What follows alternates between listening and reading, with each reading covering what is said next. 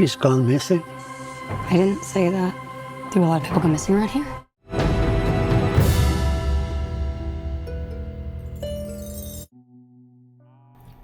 This is Brian with ScreenFiles.com and Trailer into Reaction. What I'm looking at today is the official trailer for Until Dawn, which is released via Screen Gems. And I mention that because Screen Gems, to me, seems to be becoming the genre arm of Sony Pictures, which is to say, specializing in mid to low budget horror films. And that's very relevant because they don't do it particularly well, in the sense that while their movies may make money, being that they're reasonably to low budgeted, they don't tend to be very good. They tend to be written kind of sloppily, dare I say. And Tarot is an example of this. It is a great looking movie. It's well shot. It's even well directed, but it's so minimally written that it's just frustrating to watch. There are no real characters in the movie. It is just irritating. And this is not unusual for Screen Gems. So I'm not exactly holding out a lot of hope for Until Dawn. And another thing that potentially isn't in its favor is that it's directed by David Sandberg, who did the last two Shazam films. And I mentioned writing being a weakness of Screen Gem movies in general, and that also applies to his Shazam movies, which weren't released via Screen Gems. Just the idea, though, that he doesn't seem to recognize when writing isn't as well done as it should be. By which I mean, if you've seen the Shazam movies, while not terrible, they were kind of underwhelming. At least they were to me. And I thought the issues were two. The first off was that David Sandberg showed his horror director roots in those movies. There were hints of it. And normally I like that. But the thing of it is, Sandberg didn't compensate on the other side by having engaging, interesting characters to help level it out. By which I mean, let's look at the principal character, Shazam. Shazam is a mortal who is endowed with the abilities of various gods, making him almost a god himself, frankly. But this is where David Sandberg screwed up. Shazam is a young person, I would say a child, but he's more a teenager, but a young person in the body of a deity. So what David Sandberg messed up, and I say David Sandberg, though he didn't write it, as the director he should have caught this.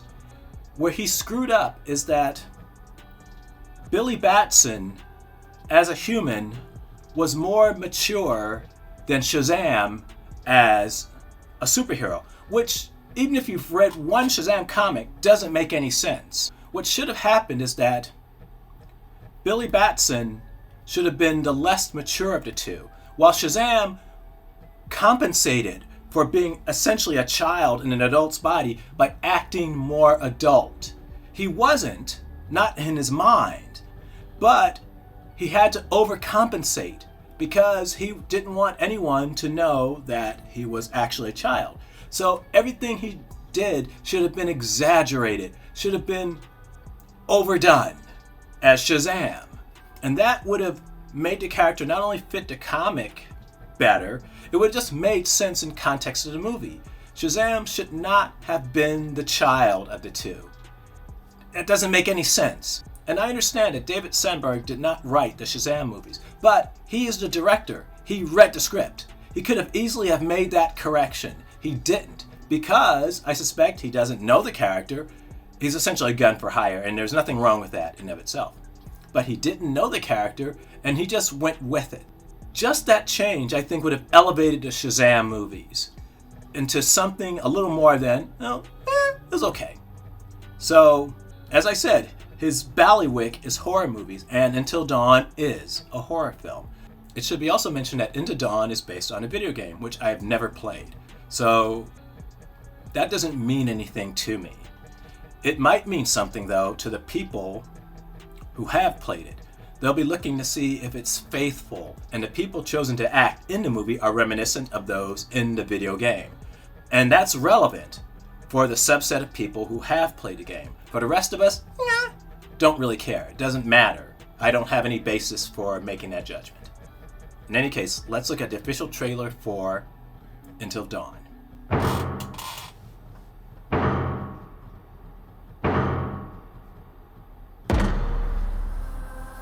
I'm looking for my sister. Does she look familiar to you? She's gone missing. I didn't say that. Do a lot of people go missing around here? Up the road. That's where people get into trouble. Those are the first people here in years. Looks like it too. Weird.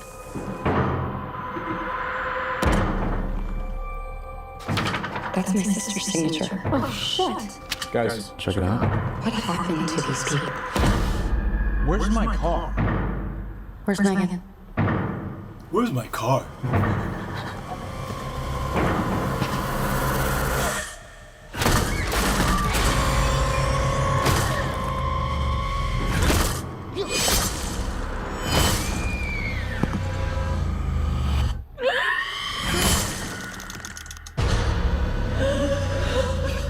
What the fuck just happened?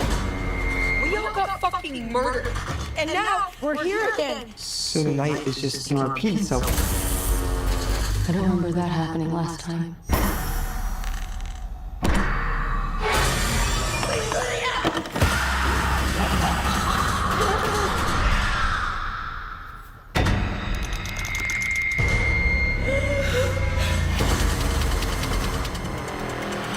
Holy shit. Every night, something new is trying to kill us. What is that? How many more deaths do you have in you? Nobody's made it past 13 nights.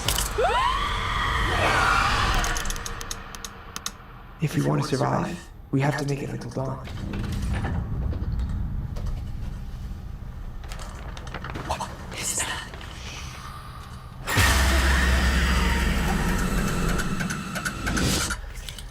I'm just gonna grab it. Don't move. Yeah. Kind of repulsive. What? Is it gone? Yeah, it's gone. What?